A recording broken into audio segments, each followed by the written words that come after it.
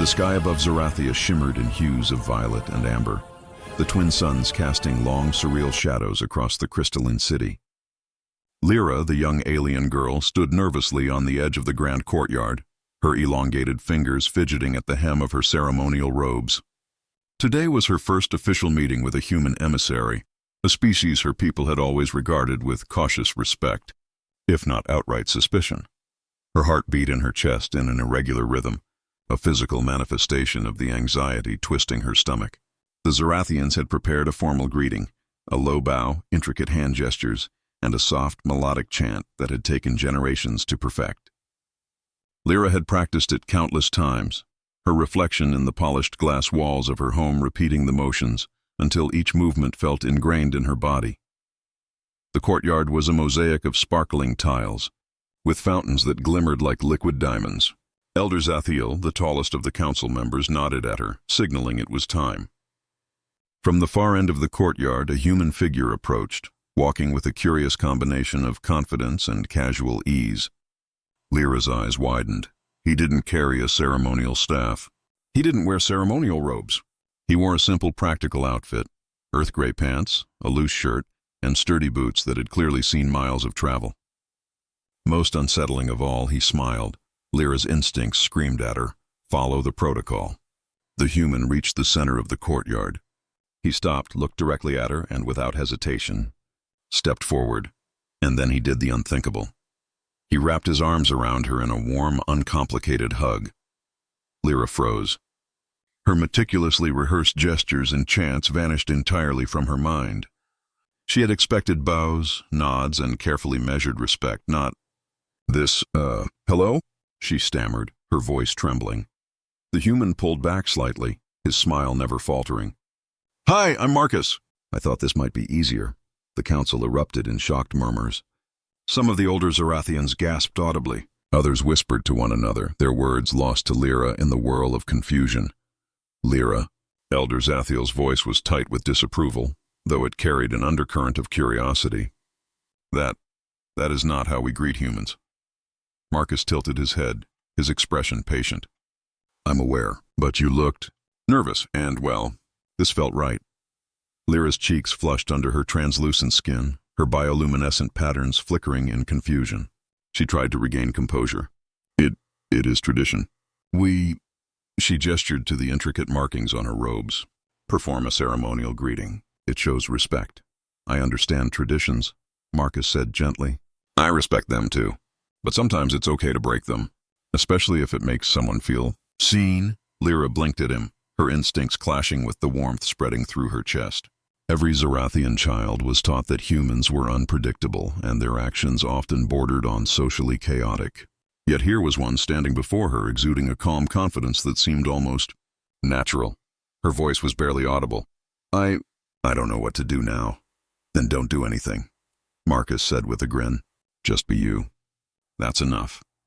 For a moment, Lyra allowed herself to forget the ceremony, the expectations, and even the council's disapproving gazes. She inhaled deeply, trying to absorb the human's warmth without panicking. Slowly, she managed a small smile, feeling an unfamiliar comfort in the simplicity of the gesture. The council, however, was less forgiving. Elder Zathiel's towering presence loomed behind her. "Lyra, do you understand the seriousness of your duties? A ceremonial greeting is not mere formality. It is the bridge between our worlds. Without it—" His voice softened slightly. "We risk misunderstanding." Marcus raised his hands in a placating gesture. "I get it, I do.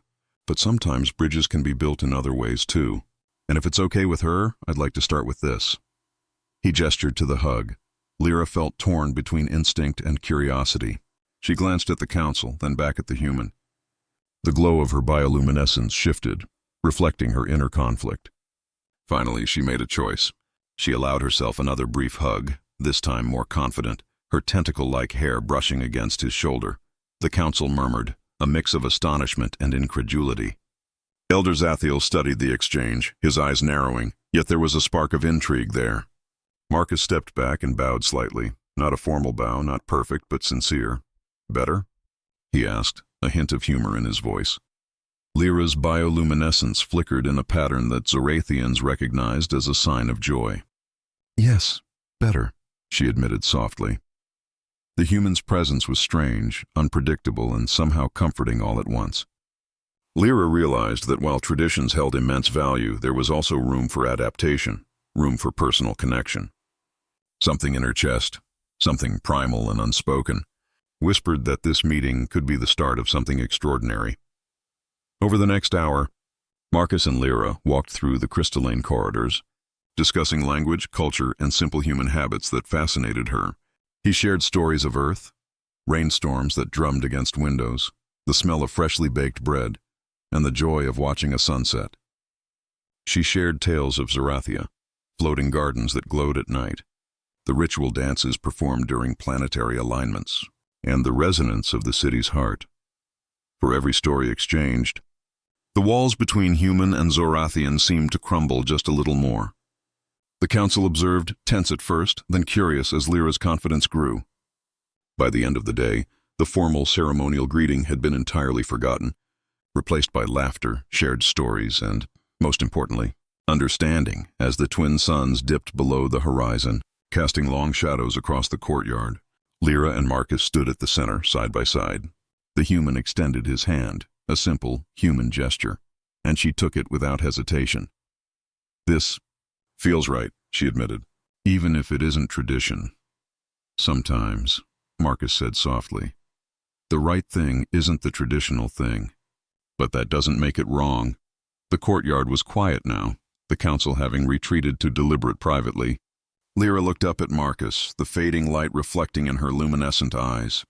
She felt a warmth that went beyond the physical embrace, the warmth of acceptance, of connection, of understanding across the vast gulf of species. I think I like this way of greeting," she whispered.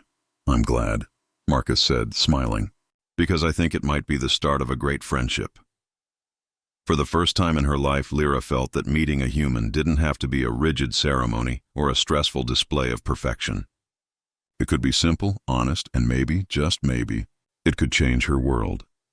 As the evening sky deepened into shades of indigo and violet, Lyra and Marcus walked together toward the heart of the city, their shadows entwining on the crystalline tiles, a human and an alien, bound not by ceremony but by choice, trust, and the unexpected magic of a single, stunned hug. And in that quiet, fragile moment, Lyra understood something she had never before been allowed to learn, that sometimes breaking the rules could lead to the most extraordinary beginnings.